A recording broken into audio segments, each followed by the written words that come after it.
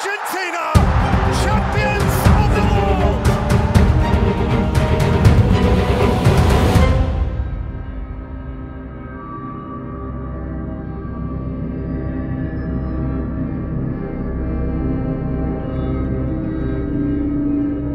Mata dunia sedang tertuju pada Manchester United akhir-akhir ini. Bukan karena mereka memenangkan trofi, melainkan keluarga Glazer akhirnya bersedia untuk menjual Man United. Disappointed with Manchester United season? I don't think this is the time to talk about that. Pemilik asal Amerika Serikat itu sudah menduduki kekuasaan yang tidak disenangi para fans sebagai pemilik setan merah selama kurang lebih 17 tahun. Ini tentu membuat senang para fans yang sudah menyerukan hashtag Glazers Out sejak lama. In this country for every other football, a lot of fans out there just had enough. Sebab Glazers dianggap sebagai kambing hitam keterpurukan yang dirasakan MU selama beberapa tahun terakhir. Belum lagi mereka termasuk salah satu pihak yang terlibat dalam bencana rencana Liga Super Eropa. Tapi, tahukah kamu, sebelum akhirnya Glazers bersedia menjual MU, ada sekelompok fans yang sudah ingin membeli setan merah. Mereka berusaha merebut kembali kepemilikan klub. Ini terjadi jauh sebelum kita membayangkan MU bisa seterpuruk ini, tepatnya di musim 2009-2010. Keluarga Glazer sudah dibenci oleh publik Old Trafford sejak awal mereka menjejakkan kakinya di Inggris, atau tepatnya di tahun 2004, ketika Glazer sudah memiliki lebih dari 50% saham klub. Masalahnya adalah keluarga asal Amerika Serikat itu membeli United dengan uang hutang, dan mereka menggunakan sekitar 800 juta pounds aset klub untuk membayar hutang itu. Ini membuat MU terjerat hutang untuk pertama kalinya sejak 74 tahun.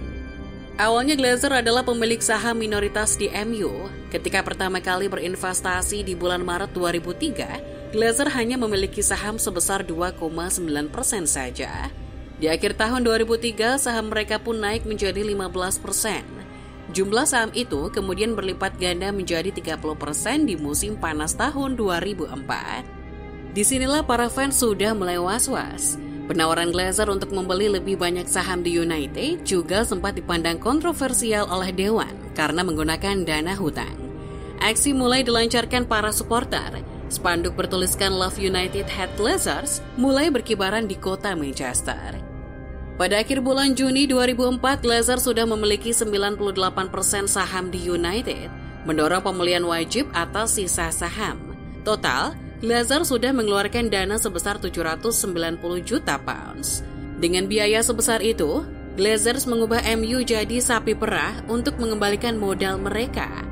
Di tahun 2010, para fans melakukan aksi besar-besaran di Old Trafford. Ketika matchday, fans akan mengibarkan syal dan bendera hijau kuning bertuliskan Newton Head. Itu nama original klub sebelum menjadi Manchester United. Pada tahun ini pula lah, sejumlah kelompok fans yang berisikan orang-orang kaya dan pialang saham berencana untuk membeli klub dari Glazers. Mereka menamakan dirinya sebagai Red Knight.